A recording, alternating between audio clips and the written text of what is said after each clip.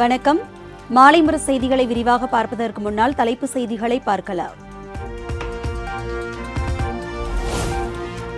மக்களவை சபாநாயகராக இரண்டாவது முறையாக மீண்டும் ஓம் பிர்லா தேர்வு. குரல் வாக்கெடுப்பு மூலம் ஓம் பிர்லா வெற்றி என அறிவிப்பு.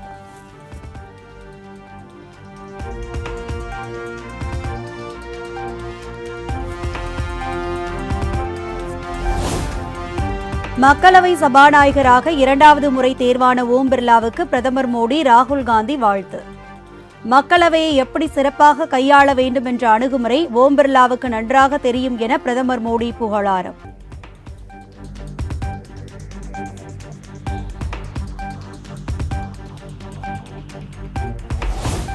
எதிர்க்கட்சிகளின் குரலை நாடாளுமன்றத்தில் உரிய முறையில் அனுமதிக்க வேண்டும். புதிய சபாநாயகராக பொறுப்பேற்றுள்ள ஓம் பிர்லாவுக்கு எதிர்க்கட்சித் தலைவர் ராகுல் காந்தி வேண்டுகோள்.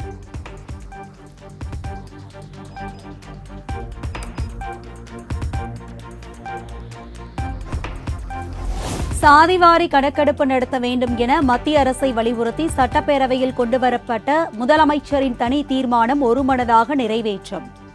சாதிவாரி கணக்கெடுப்பை உடனடியாக நடத்த வேண்டும் என்பதுதான் திராவிட மாடல் அரசின் கருத்து எனவும் பேச்சு. முன்னேற்ற கழகத்தினுடைய கருத்தும் என்பதை முதலில் இங்கு தெரிவித்துக் கொள்கிறேன். மிகவும் முக்கியத்துவம் வாய்ந்த இப்பொருள் குறித்து இந்த பேரவைக்கு முழுமையான விவரங்களை எடுத்துரைப்பது சரியானதாக இருக்கும் என்று நான் கருதுகிறேன்.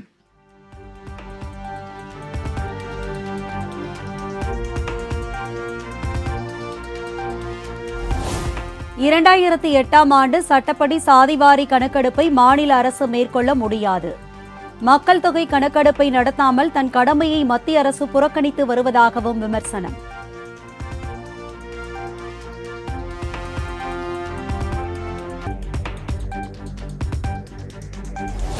நடப்பு சட்டப்பேரவை கூட்டத்தொடர் முழுவதும் அதிமுகவினர் சஸ்பெண்ட்.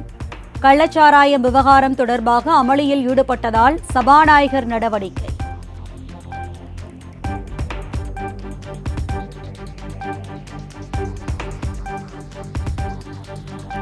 வீண் விளம்பரம் தேடுவதில் அதிமுகவினர் பிரதானமாக செயல்பட்டு வருவதாக முதலமைச்சர் மு க ஸ்டாலின் விமர்சனம்.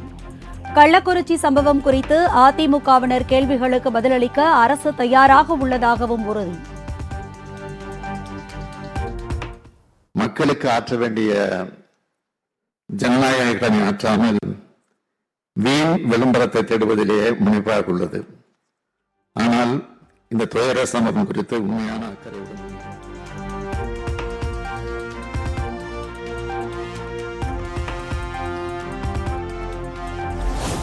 சட்டப்பேரவையிலிருந்து அதிமுக எம்எல்ஏக்கள் சஸ்பெண்ட் செய்யப்பட்டதற்கு எதிர்ப்பு. சென்னை ராஜரத்னம் ஸ்டேடியம் முன்பு அதிமுகவினர் நாளை உண்ணாவிரத போராட்டம் நடத்தவுள்ளதாக தகவல்.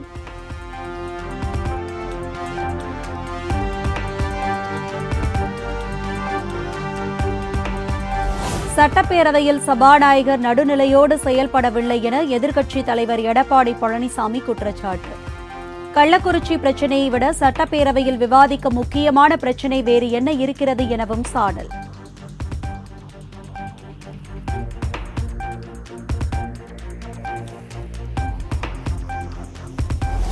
சாதிவாரி கணக்கெடுப்பு நடத்துவதற்கு மாநில அரசுக்கு அதிகாரம் உண்டு என பாமக தலைவர் அன்புமணி ராமதாஸ் உறுதி. தெருநாய்க்கள், மாடுகளுக்கெல்லாம் கணக்கெடுப்பு நடத்துகிறார்கள், சாதிவாரி கணக்கெடுப்பு நடத்த தயங்குகிறார்கள் என்றும் குற்றச்சாட்டு.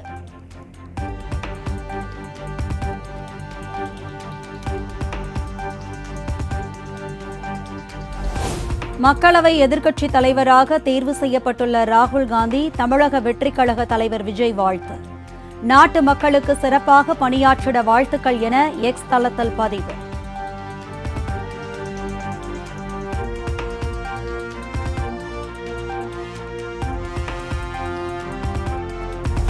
கள்ளக்குறிச்சி மாவட்டம் முழுவதும் நடைபெற்று வரும் தொடர் மதுவிலக்கு சோதனையில் இதுவரை 10,000 லிட்டர் கள்ளச்சாராய ஊழல்கள் அழிப்பு. 86 பேரை கைது செய்து காவல்துறையினர் அதிரடி.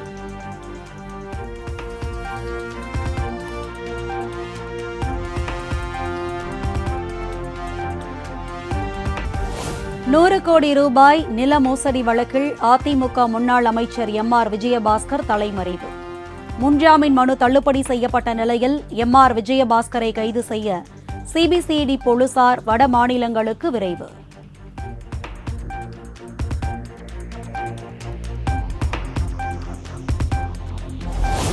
தூத்துக்குடியில் 3வது நாளாக வகுப்புகளை புறக்கணித்து மாணவர்கள் ஆர்ப்பாட்டம்.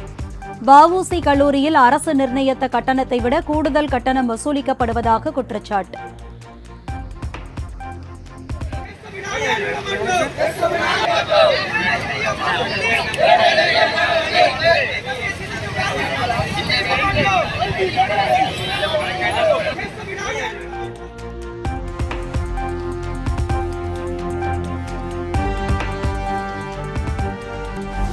தென்காசி மாவட்டம் மேற்கு தொடர்ச்சி மலைப்பகுதியில் தொடர்ந்து பெய்து வரும் கனமழை.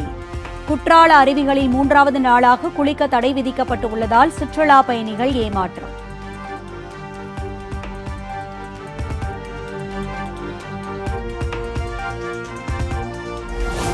திருச்சி மாவட்டம் சிந்தாமணி அருகே காவேரி ஆற்றில் உலாவரும் முதலைகளால் பொதுமக்கள் அச்சம். ட்ரோன்கள் மூலம் முதலைகளை கண்காணித்து வரும் வனத்துறை அதிகாரிகள்.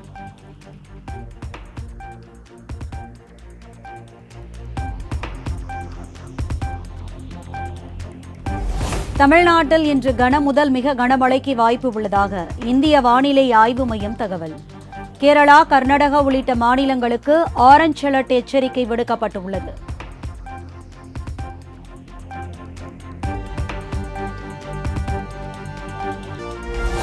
துபாயில் கார் ரேஸ் மைதானத்தில் 200 கிலோமீட்டர் வேகத்தில் கார் ஓட்டிய அஜித்குமார்.